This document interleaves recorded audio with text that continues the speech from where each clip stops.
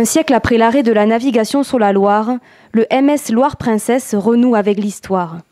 Le dernier navire de Croisier Europe, tout juste sorti des chantiers STX de Saint-Nazaire, a été baptisé au matin du 2 avril 2015.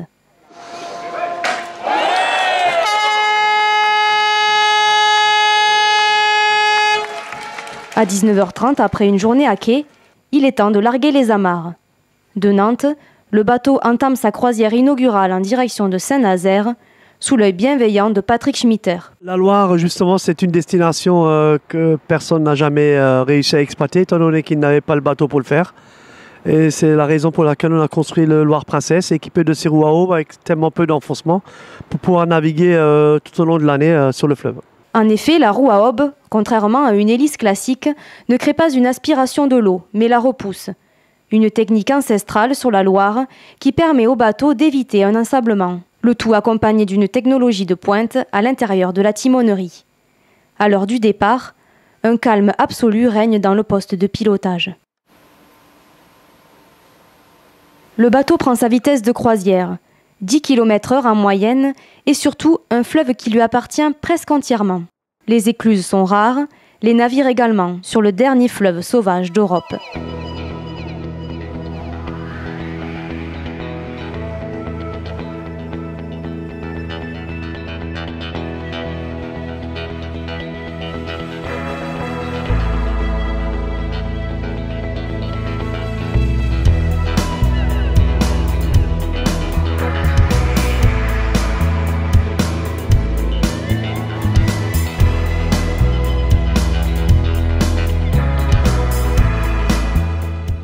« 18 mois auront suffi à Croisier Europe et ses partenaires pour mettre à l'eau ce modèle 100% français.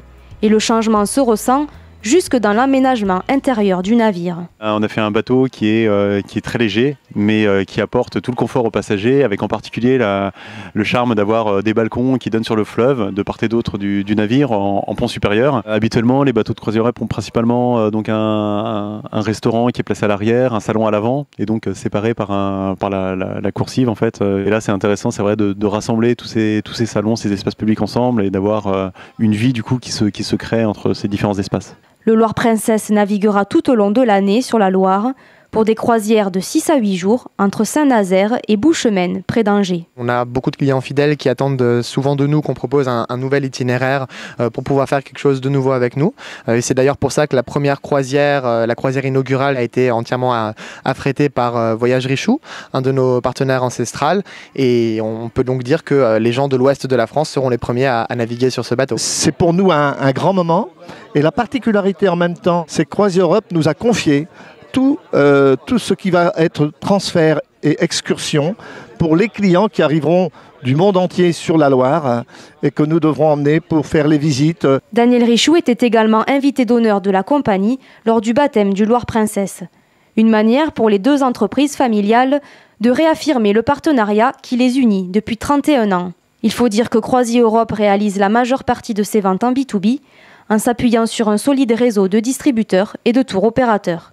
Avec ce nouveau navire, la compagnie s'adresse plutôt à une clientèle senior ou à la recherche d'un produit en all-inclusive. C'est magnifique, les teintes sont chaleureuses, il règne déjà une certaine sérénité et je trouve que c'est tout à fait adapté par rapport à l'environnement que ce bateau va faire connaître au niveau de ses passagers. Un environnement intimiste pour un navire de 48 cabines, dont 30 avec balcon.